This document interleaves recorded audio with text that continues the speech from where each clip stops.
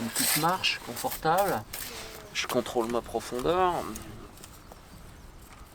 Faut être un peu maçon en fait. Ah, un petit peu.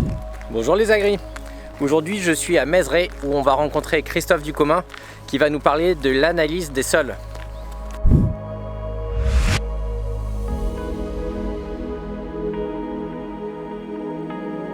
On est en train de participer à un programme national qui s'appelle le réseau de mesure de la qualité des sols. On est ici parce que la France est quadrillée avec un maillage avec un point tous les 16 km nord, sud, est, ouest. Ça avait ciblé la parcelle et nous on a une petite latitude pour se mettre au bon endroit dans la parcelle pour avoir quelque chose de représentatif. C'est un échange de bons procédés, il nous permet d'accéder, de regarder comment est le sol et lui il aura la restitution de toutes les analyses bien sûr. Le but du jeu c'est de pouvoir revenir après une certaine période pour pouvoir comparer des différences qu'on pourra observer. Alors le sol lui il a des milliers d'années hein, donc il ne va pas évoluer, c'est le même hein, mais par rapport aux éléments qu'il peut y avoir dedans, le pH, je sais pas, plein d'éléments, surtout en tropique, on peut mesurer ça. Ouais. Ici on est sur des matériaux qui sont meubles, donc on ne peut pas trouver la roche dure directe, donc on descend une profondeur suffisante. Trouver ce plancher argileux qui supporte la nappe de ce sol. L'aquifère, c'est-à-dire l'eau qui circule, qui va partir du haut du versant pour aller rejoindre peut-être éventuellement une rivière qui est là. Admettons qu'il pleuve beaucoup plus, eh bien cette nappe elle est capable de venir engorger jusqu'à la surface, quoi.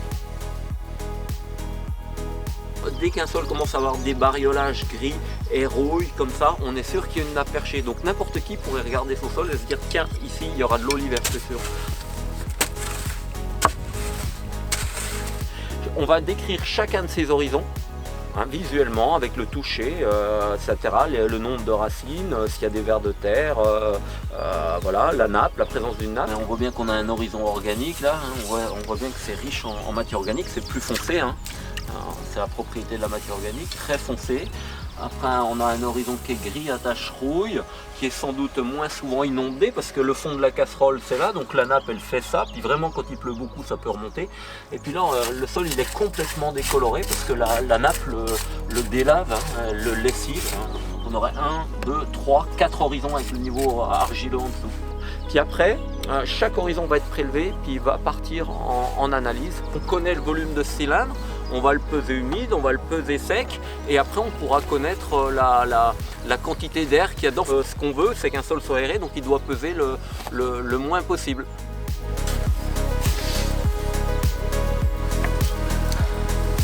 Voilà, il y a pas mal de matière organique, hein. Par rapport à un sol agricole, il aurait moins de matière organique concentrée en surface, il serait moins foncé, donc les racines se plaisent certainement mieux dans ce niveau-là qui est moins engorgé, on le voit. Et puis ici, il y a des problèmes de respiration, d'alimentation en oxygène, donc les racines vont beaucoup moins ici, donc ça serait très pénalisant pour les cultures, mais pour cette prairie, c'est très bien, quoi. Quand on a de l'eau, souvent on a un déficit en oxygène pour les racines. Donc c'est pénalisant, donc on voit que c'est des terres qui ne sont pas des super terres agricoles, en plus c'est des terres qui vont devenir très sèches, en plus c'est du sable. Donc là, l'hiver quand on a de l'eau, elle est pénalisante parce que le tracteur ne pourrait pas rentrer, il va s'embourber, il va tout tasser. En plus cette eau, elle va être un frein à l'oxygénation des racines. Donc on voit il y a quand même des côtés négatifs. Et puis l'été au contraire ce sera un sol qui va être complètement sec, dans lequel il n'y aura plus d'eau, ça va être complètement sec. Donc effectivement c'est pas des bonnes terres pour l'agriculture, c'est pour ça que on met des chevaux.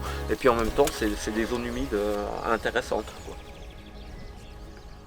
Comment le sol s'est formé depuis des dizaines de milliers d'années, et puis son usage qui va surtout impacter la surface.